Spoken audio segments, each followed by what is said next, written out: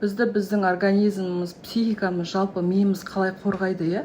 Ол сен өзің уже түсіп баратқан кезде, болдым мен шаршадым деп баратқан кезде, сондай режимге қосылады да, автоматом өзі қосып алады негізінде ше, самосохранение деген, иә?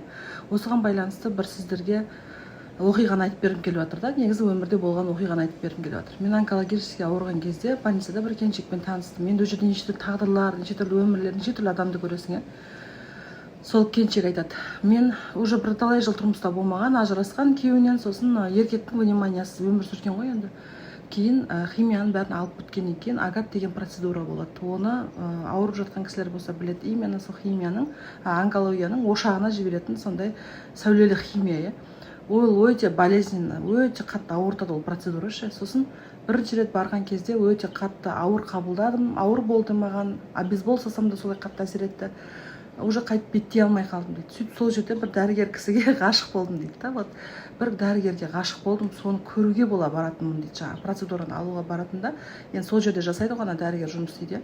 Соған сол кісіні бір сыртынан көріп кетсем, кәдімгі бір сағынып барам дейді. Соны процедураға барған кезде ана өте қатты ауыртады дейді. Бірақтан да мен сол кісіні сыртынан бір көптен бері бір қол жетпей жүрген бір ғашығын көретін сияқты. Көріп кеткенше асығамда соны барып бір көремін де кетемін дейді. Сосын менің процедурам бітті, вот 6-7 сәулелі сондай химия берген. Оның бәрі бітті. Сосын мен жаңағыдай заключениесін жаздыруға бардым дейді, сол кісіге, дәрігерге бардым. И барып, ол кісі менің заключениемді толтырып жатыр, мен қарап отырмын да, мүлдем мен ғашық болатын адам емес дейді. Біріншіден жасы үлкен дейді, әжептәуір солидный жас үлкен кісі дейді. Одан кейін түрі енді менің вкусымдағы адам емес дейді, бойы кішкентай ғана, арықтан келген, өзі қарадан келген сондай кісі екен дейді.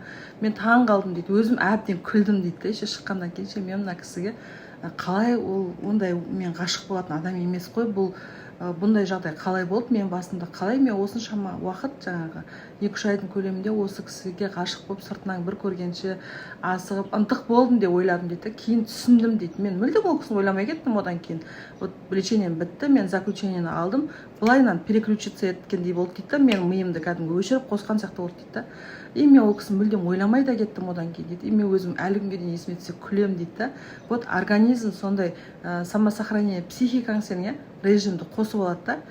Вот соңына шейін сол лечение сен алуың керексің, ол саған керек, соны алу керек екен ми түсінеді де, осындай жолмен сол лечение біткенше өзін өзі алдау ғой, самообман, соған алып барғанда негізінде біздің организміміз, психикамыз бізге дұрыс жол көрсетеді, дұрыс направление береді. Вот интуиция деген нәрсе де бізге жақсы көмектеседі негізі. Тек өзімізді тыңдай білуіміз керек, ішкі жан дүниемізді.